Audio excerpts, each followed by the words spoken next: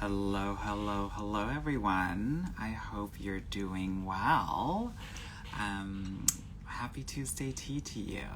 For those that don't know me, my name is Anwar White. I am the CEO and founder of Get Your Guy Coaching, and I help high-achieving, amazing women get into the best relationships of their life by dating strategically and being able to meet high-quality men.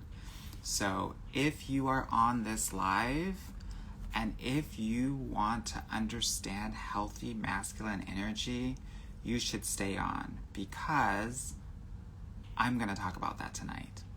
Why am I going to talk about healthy masculine energy? Hello, hello, hello, everyone that's coming on. Good to see you all. I'm going to be talking about healthy masculine energy tonight. Why? Because so many women that I talk to don't know what that looks like and are confused by what they think is like masculine energy, but it's really just toxicity. So in the comments, let me know like what you think like healthy masculine energy is, because what I hear from a lot of different women is men are supposed to come up to us and talk to us and approach us and touch us, and they should be planning the dates.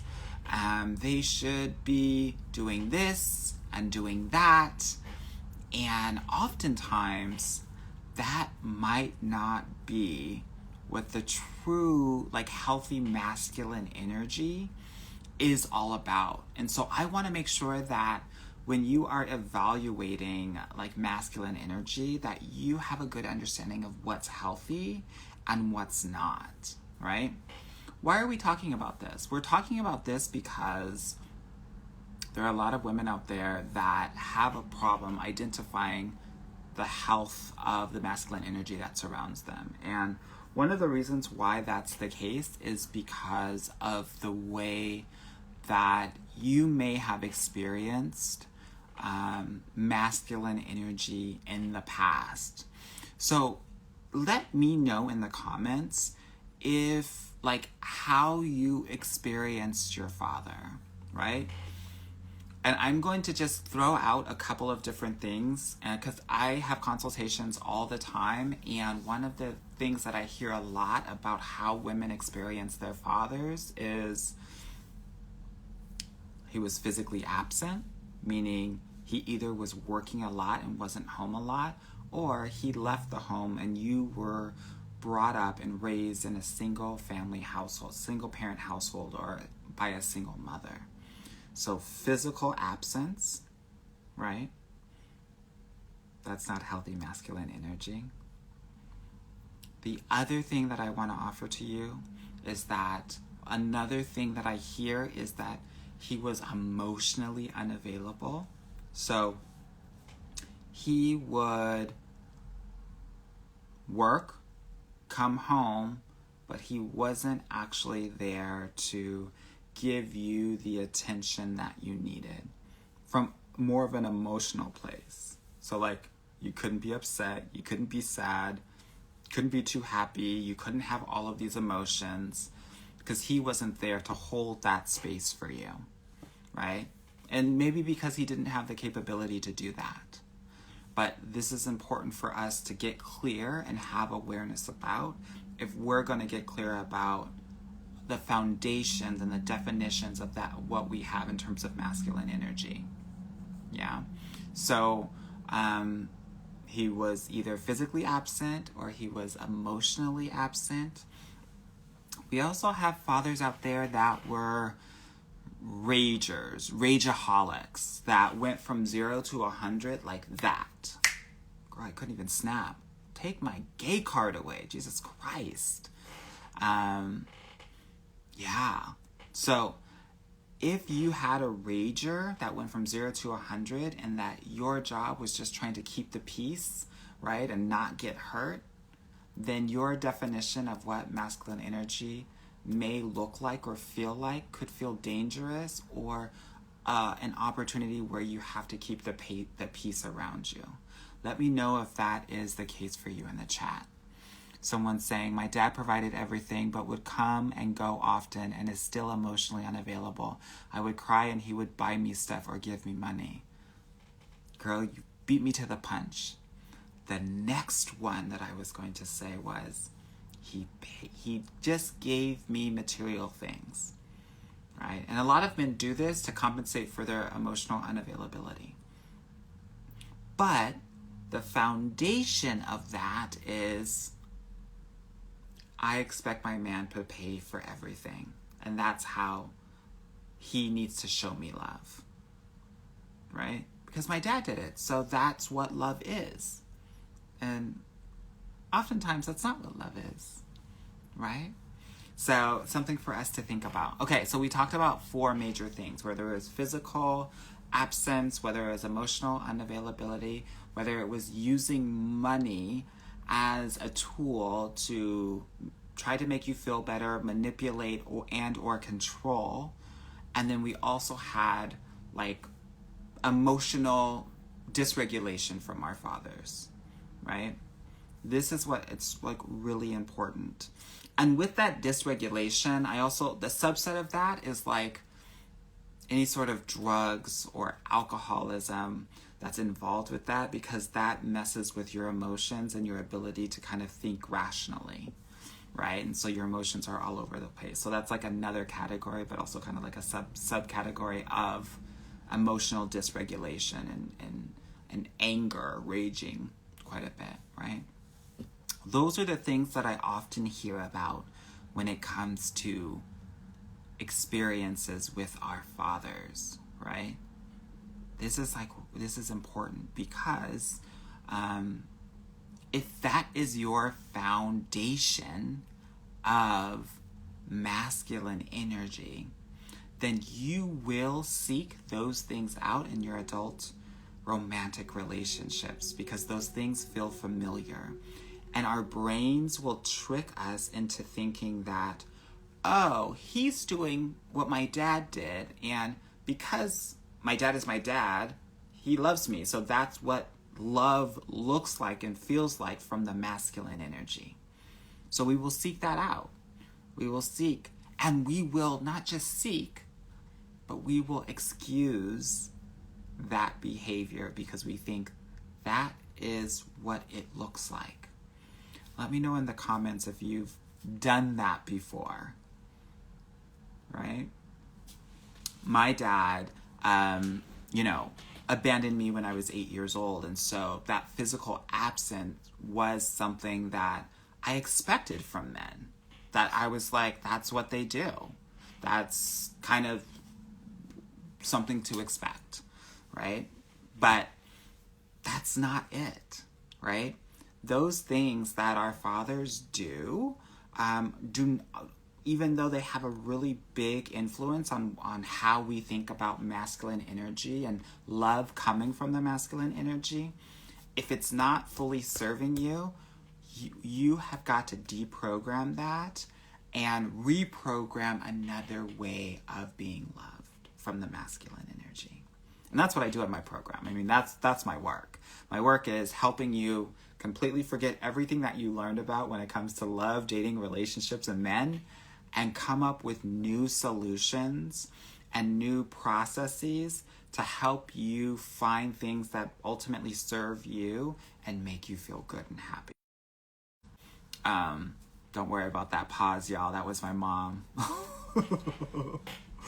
Okay, so we talked about some of these core pillars in terms of some of the not so great masculine traits or energy that you may have experienced. So let's talk about what that looks like as an adult, right?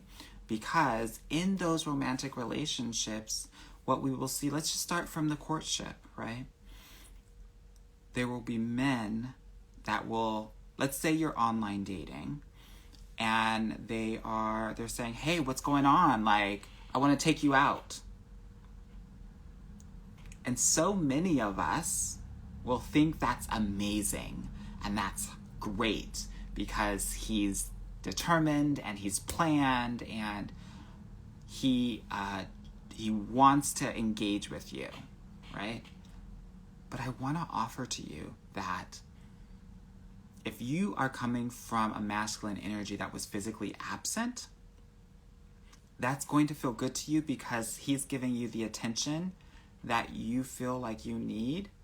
But in reality, it's actually not great. It's not healthy energy, because healthy masculine energy is actually about focusing and making the first priority a woman's happiness, a woman's safety, a woman's security, a woman's comfortability and comfort. So healthy masculine energy is, hey, a man in the comments is saying, I think you're wrong. Anytime a man disagrees with me, I know I'm on the right track. So what I was saying was that healthy masculine energy will actually want to make sure that you're comfortable enough doing that and not assume that you will just go with the flow. He has to actually check in with you. He has to make sure that that's comfortable for you, right? So many women are conditioned and programmed to think, no, he's a man with a plan and he's saying what he wants. I don't care if he's saying what he wants. He's got to check in with you first to let you know that that's okay with you. That's what this is. You and your feminine energy have to feel good about the things that are happening. And if not, be able to speak on that. It's the same for when he calls you without actually asking you if that's okay. There are so many women that are going to be starved for attention and for prioritization that they are going to feel that that's a good thing. But if someone doesn't know you and they're just calling you whenever, that's actually a disrespect of your boundaries. He actually should be asking you if it's okay first. Can't just be randomly walking into somebody's house. Because that's the equivalent of that. No, you would knock on the door first. You would say, hey, how's it going? Are you there? Or you would call first, actually, before you would just go on to somebody's house. It's the same in the courtship phase with men calling you. You let me know if you've experienced in the chat guys randomly calling you without consent. This is what we need to think about, right? That's what we have to think about. Because it's your happiness, it's your comfort, it's your preference that he should be looking out for. If that's not happening, then you can't feel safe in that relationship because you won't have a say, you won't have a voice, you won't have power. You'll be a mute, no voice, no needs, no wants, no desires, because he's thinking about him and what he wants to do, not what you want to do. And you're just along for the ride, right? Someone's asking, what about texting all day long, nonstop? So it's an interesting question because it's really going to depend on where you are in the courtship phase. If you are, let's say, getting to know each other, and he's excited about you, he's probably going to text a lot. It's up to you to set that boundary and say, actually, I had to tell that to one of my clients today. She's really deep entrenched with someone right now, then they're doing really well, but it's taking up so much of her time, and I had to coach her to set that boundary and let him know, hey, I'm really busy this week, but I won't be able to get to your texts all the time, but I'll probably be able to get to them, after 3 or whatever. And that will generally tell men, okay, maybe I should just text her at 3 or later, right? So there are boundaries that are important for you to set in these situations, right? Some people are saying many men aren't being taught that way. I know they're not. And that's why 80 to 90% of the men that are out there will not be your guy. Right? I think it's important for you to know the love and dating statistics before you go out there and get frustrated with these guys that aren't showing up for you or doing just whatever the hell they want to do without consulting you and getting consent from you. Right? You're right. Many men are not being taught this way. But there's about 10% that are. And those are the 10% that we are going to actually engage with. Right?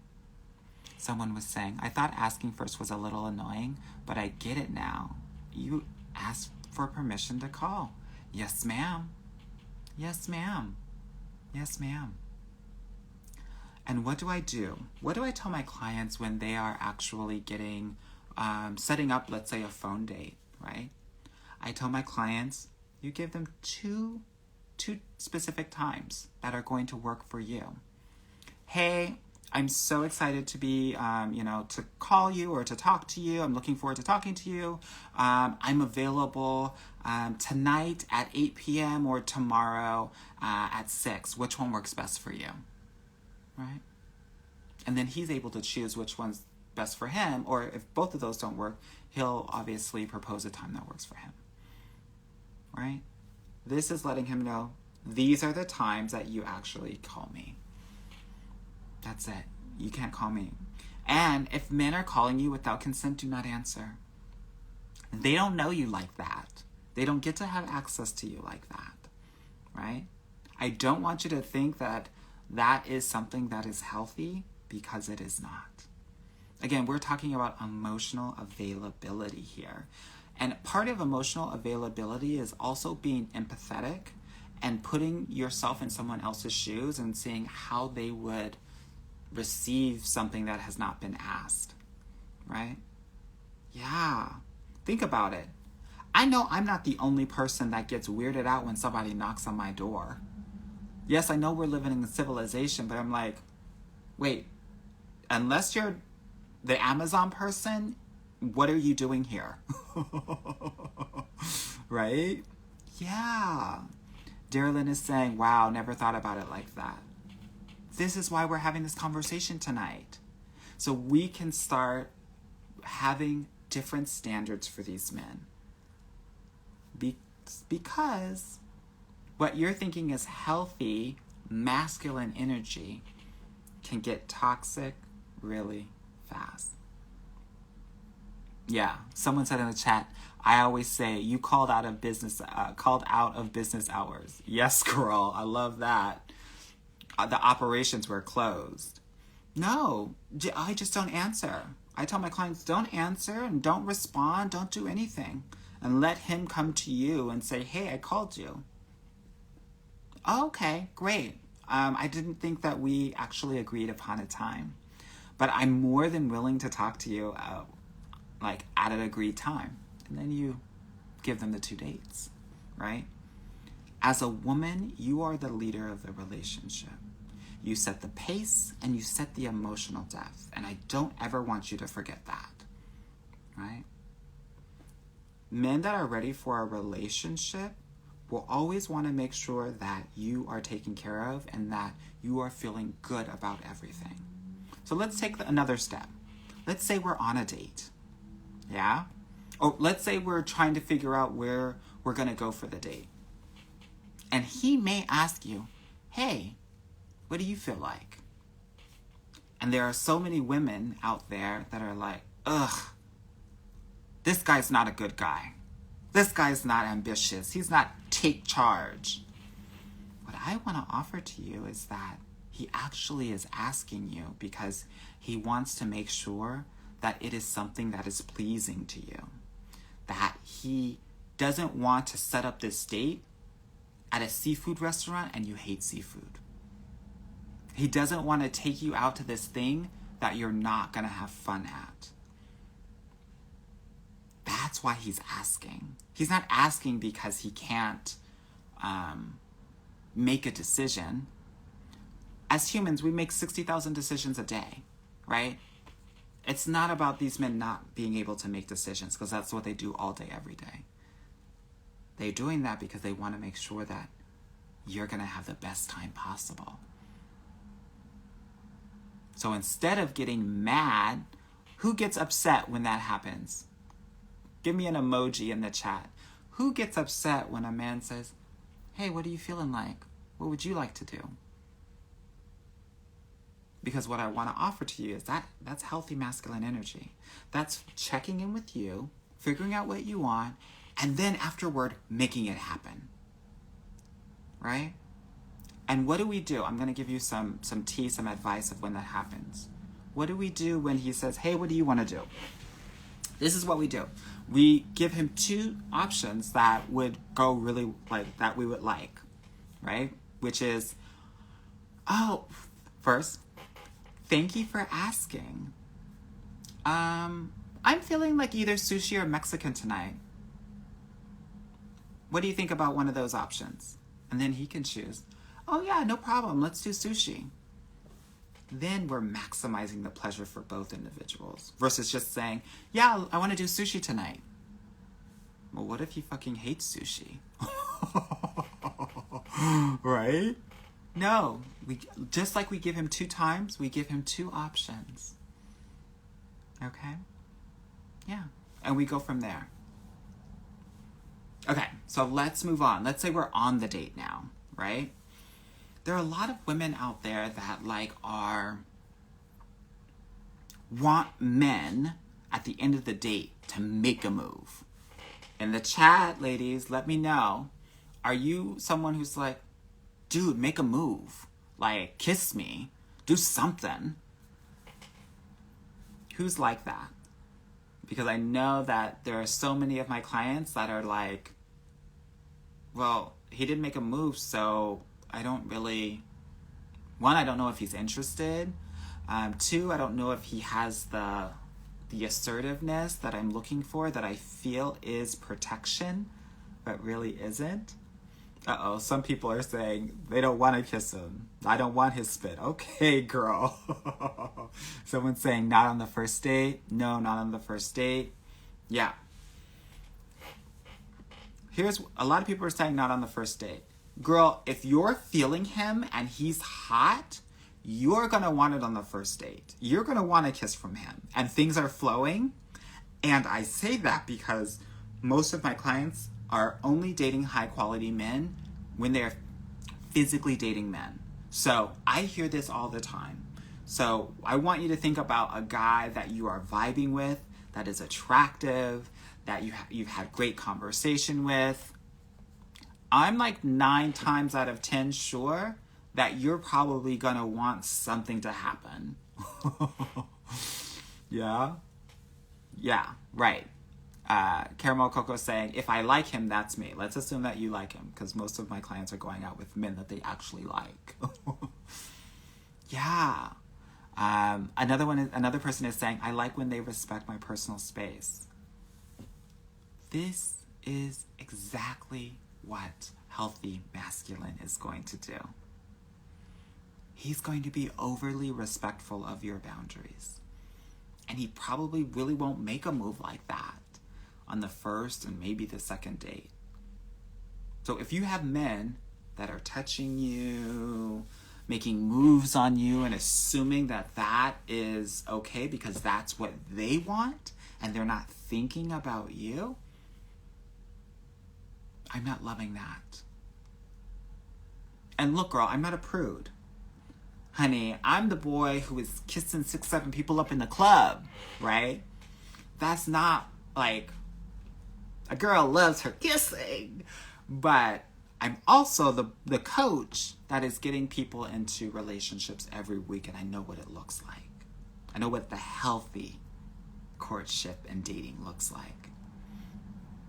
And one conversation that I have to have with so many of my clients is, he hasn't really made a move yet. Why? Because he's being overly respectful of your boundaries. And in the healthy masculine energy, that's what should happen. He should be revering you, not thinking that you're a piece of meat that he can just do whatever he wants with and objectify you. Now, there's a difference between the action and the words, right? If he's complimenting you, if he's saying, oh my God, I'm having such a great time, I want to see you again, all of that, that's different. But the physical act of acting on you, right? That's a lot.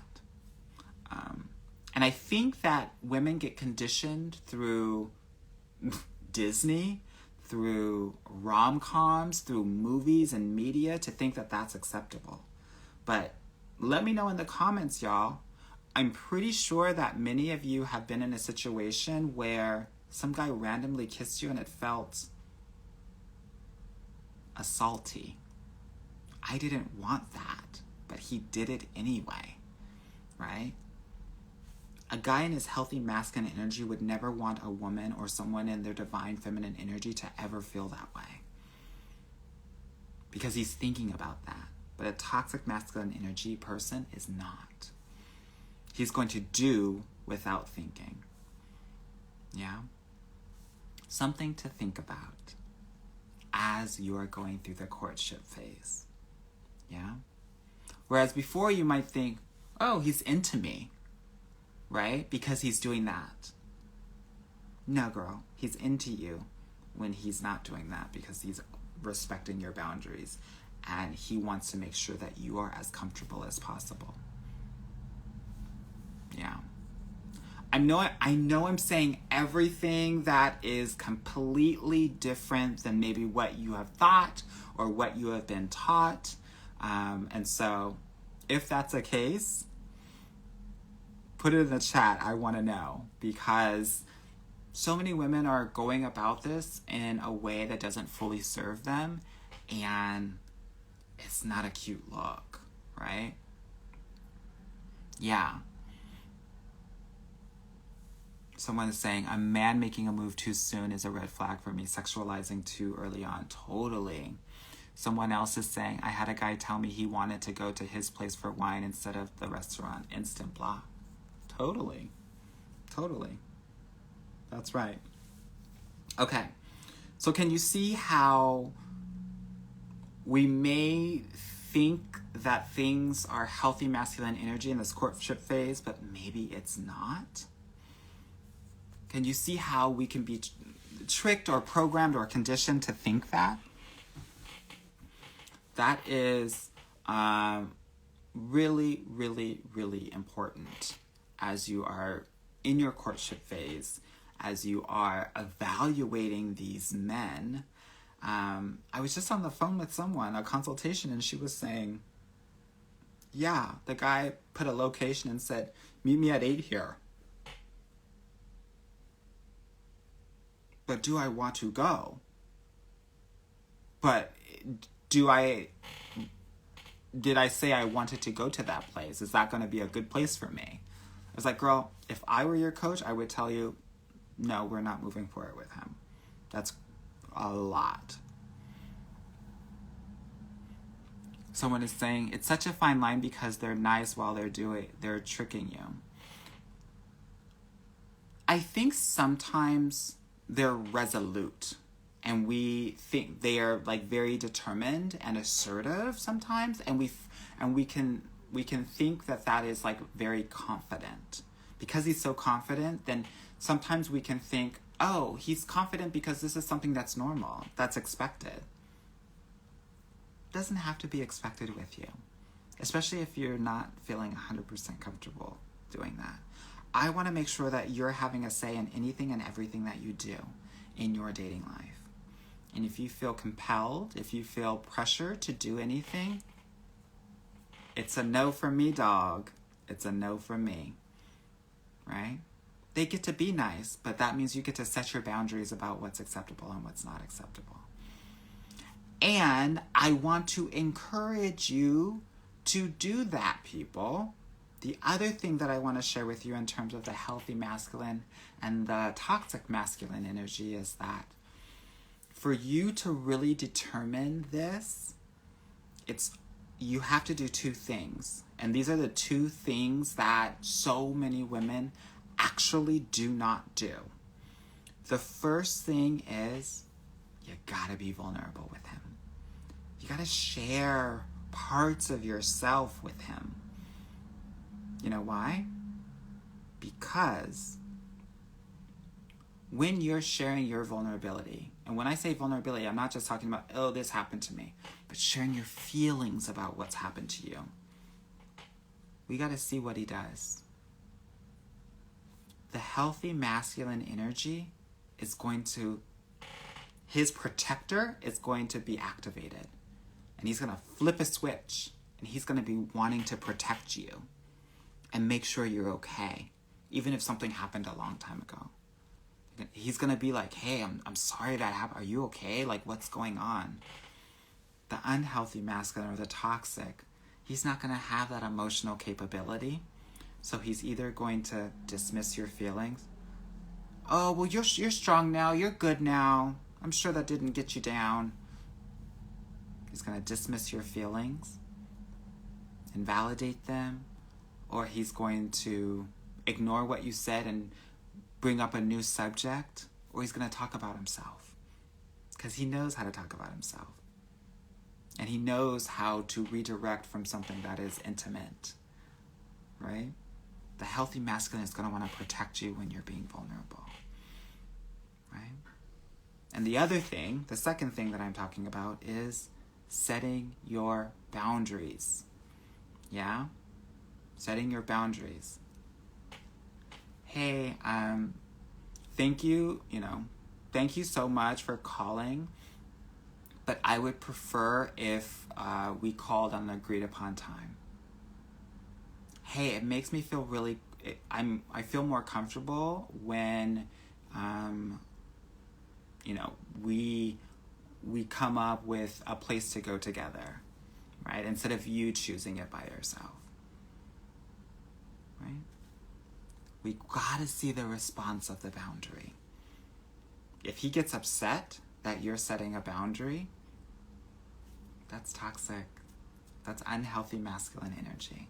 That's him wanting to do what he wants to do, and that's it. Playing solo in this interaction, courtship relationship. But if he's like, oh, no problem. Like, what would you like to do? I'm sorry that you felt that way. Or I'm sorry that I made you feel that way. That's the healthy masculine energy. Let me know what I can do to make it better. Because your job, if you choose to be in your feminine energy, is to share and make requests about what you like, what you don't want, what you want, what you don't want. That's it. That's why vulnerability and boundaries are everything in dating and in relationships. And his job, in his healthy masculine energy, right, is to understand that, make and do and act and problem solve with you in mind. If it's not something that you want to do, his job is to figure out what can we do based on the fact she doesn't want to do this. And then his job is to do it, to make it happen, to make you feel better. That's why part of my work is always making sure that my clients know exactly how they're feeling. So because when they know how they're feeling, they're able to communicate that with their man, and then their man can make it better, can do and act and problem solve all the things that need to happen for you to have your maximum pleasure and happiness. That's the healthy masculine energy. Yeah, I know. It sounds so different than some of those other male dating coaches that are telling you that you need to put on a red dress and red lipstick and just be sexy and not have opinions. That might have been cute in the 1960s and 70s, but in 2022, when women are graduating at a higher rate, when women are climbing the corporate ladder, they can do for themselves. You can do for yourself. You don't need a man's money to do for you, right? So any sort of money that they're throwing at you isn't necessary because you have your own. And if that's the case, what do you need? You need the emotional, healthy, respectable, masculine energy in your life. That's why we're talking about this healthy masculine energy in 2022. Look, there are going to be men out there that are going to be in their toxic masculine energy, and they're going to find women that have no boundaries, and they're going to pounce on them and take them for what they have. If you think about your experiences, if you think about your friends' experiences, all of that, you'll know that I'm telling the truth. But those situations don't last a long time. Because either he gets bored of you because you have no boundaries, you don't say anything, and after a while the challenge is over, or you will come to your senses and be like, oh, this guy actually doesn't give a shit about me. Yeah? Yeah. So someone in the comments is asking, will we run him off by asking him to call at a specific time? You will run off the toxic masculine energy because he doesn't give a shit about you and what you want. And if he runs off, he's not your guy. And guess what, girl? We don't need to care if we're running people off or not. This is about what makes you comfortable, and this is about setting healthy boundaries. This isn't about who we run off. This is about who serves us and meets us where we're at. That's what we need to be focused on. Yeah?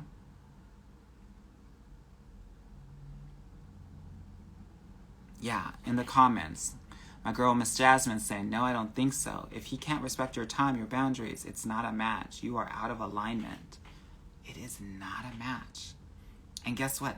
90% of these guys, 95% of these guys will not be a match. 95% of them, you won't even actually, physically go out with them more than once. But I want you to be thinking about the things that you will need to consider when you are evaluating these men. Right? That's what's important here. The interesting thing about my clients is that you would think, oh my God, I'm working with a dating coach, and that means that I'm just going to go on a ton of dates. No, that's not my philosophy at all.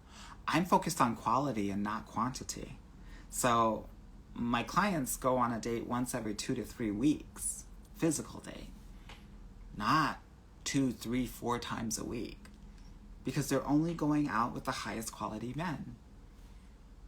And what I know for sure is in my program and how I teach my clients how to date, 1 out of every 6 guys that they physically go out on a date with will be someone that they will deeply connect with and potentially have a long-term relationship with. Outside of my program, that number is more like 1 out of 10, 1 out of 12, right? So ladies, if you are going on a date once a month, you may find your guy in a year. Yeah. Most of my clients find their guy in month 3 and month 4 of my 6-month program, because every 2 to 3 weeks they're finding a guy, and multiply that times 6 and you got the math. Yeah? I hope this was helpful and has challenged you to think about this a little bit differently in terms of your foundational definition of masculine energy and how we need to be thinking about it now as you are dating, right? That's so important.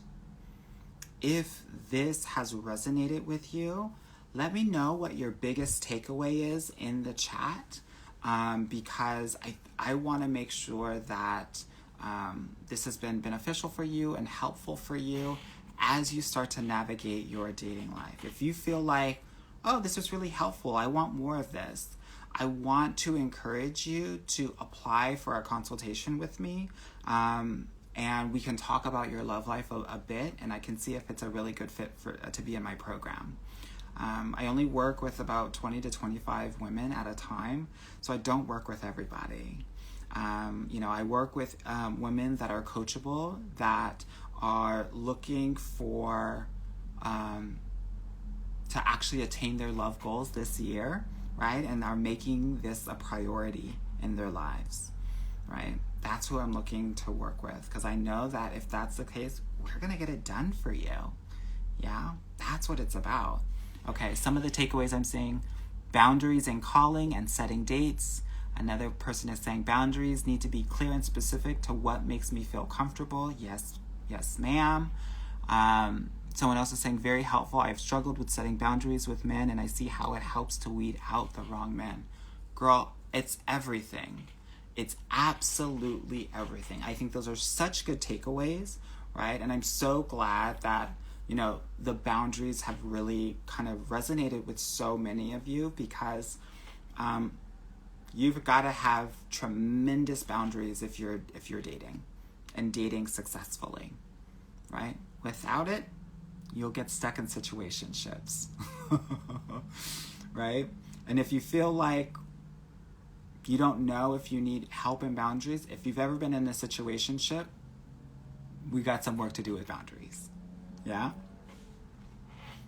Yeah. Okay, Caramel was saying, no kissing on the first dates for me. Okay, girl, if that works for you. I'm not saying you don't have to kiss these men. I'm just saying that the way that it happens, there has to be some consent there, right? Yeah, that's what's really important. I want you to think about some of these relationships that have lasted decades, right? And maybe you haven't seen a lot of them, right? But for the ones that have, you will see that that man is making sure that that woman is taken care of and she's happy every step of the way. I'm here to help my clients get into relationships that are forever plus ones, that are lasting 20, 30, 40 years.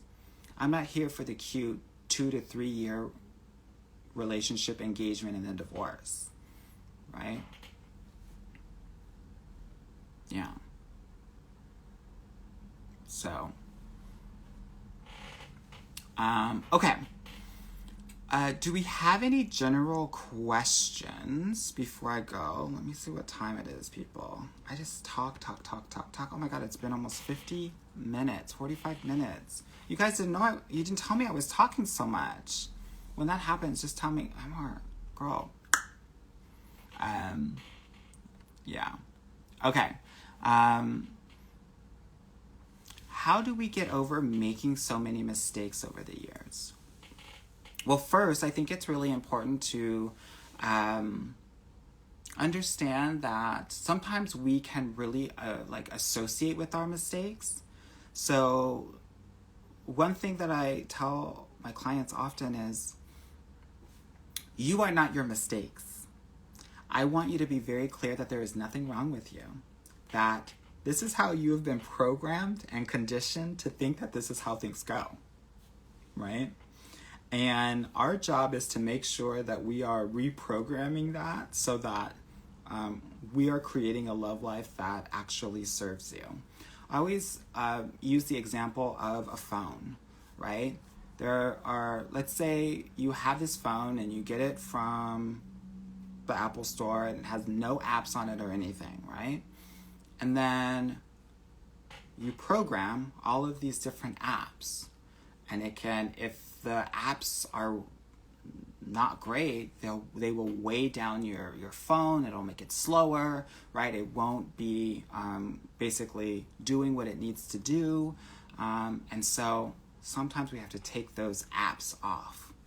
And it's the same with kind of dating as well. That there are all of these apps that you learn as you grow up, and all these stories and thoughts that you feel, but it's really about letting those go and taking those out of your thought process and thinking about things a different way. So to answer your question, we need to disassociate ourselves from the mistake and understand that this is conditioning and programming, and not necessarily that I'm an idiot and I'm a failure in this. No, nobody teaches you these things.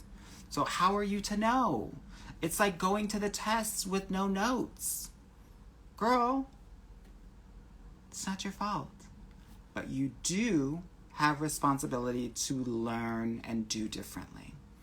And you can do that in a variety of ways. You can read books. You can have, mentors that will be able to tell you and teach you things. You can get dating coaches, right? It's up to you. As an adult and a grown-ass woman, now it's your responsibility to figure out if those apps are serving you, those stories, those thoughts, those beliefs are serving you, or if they're not. And if they're not, you have to change it. Because if you're not changing it, you're choosing it, right? Yeah. One of the things that I have my clients do is I have them write a letter to themselves and go through all of the dating and relationship mistakes that they've ever done. So Timeless Beauty Me, that's what I would recommend that you do. And let it all out. Get it out of your system. All the shit that you're ashamed of, get it out. And then once you write that letter, I want you to read it to yourself, and then also read it to a close friend. And then I want you to burn it and release it. And when you're burning it, just say, I release all of these mistakes and I become anew in this love life of mine. Yeah? I hope that's helpful as you're thinking about letting go of all of those mistakes. We're human. We're supposed to be making mistakes in this part of our lives, right? But again, you gotta be wanting to actually change it. And you have to be willing to ask for help. Help is something that can make things so much easier for you. Yeah? So, with that being said, if you do want some help, you can book a complimentary consultation with me. You can either go to my bio and click the link there, or you can go to www.getyourguycoaching.com/apply and book your consultation there. Yeah. If you want more help, I also have an amazing podcast called the Get Your Guy Coaching Podcast. And we go through subjects like this and even go into so much depth around that. So I think that might be really helpful for you as well. I want to thank you for joining me tonight. I hope that this has been quite helpful for you. And I want to let y'all know, get some help.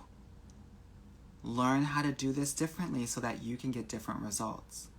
And I'm hoping that through looking at the behavior of men in a different way, that you will be able to evaluate and filter and vet them differently so that you, like my clients, can meet high quality men and get your guy. And or you can just become one of my clients and get your guy. Yeah, like this week, one of my clients in Chicago got her guy, and last week another client of mine in Chicago got her guy. Honey, these men are getting their guys left and right because they're doing things differently and they know what to look for in men. They have a framework and a guideline to kind of follow when it comes to that. And if that's something that you're interested in, connect with me and we'll make that work for you. Okay? Because I'm 100% confident that I can help you. I've been doing it for 85% of my clients within my program, helping them get their guy. But if you are in my program and you don't get your guy within the 6 months, you stay in my program for another 6 months until you get your guy. It's like a no-brainer. We're going to get this done for you if you can be honest about where you're at and where you want to be, and this is a priority for you. Alrighty? All right, my loves. Have a good evening, and I will talk with you soon. Bye-bye.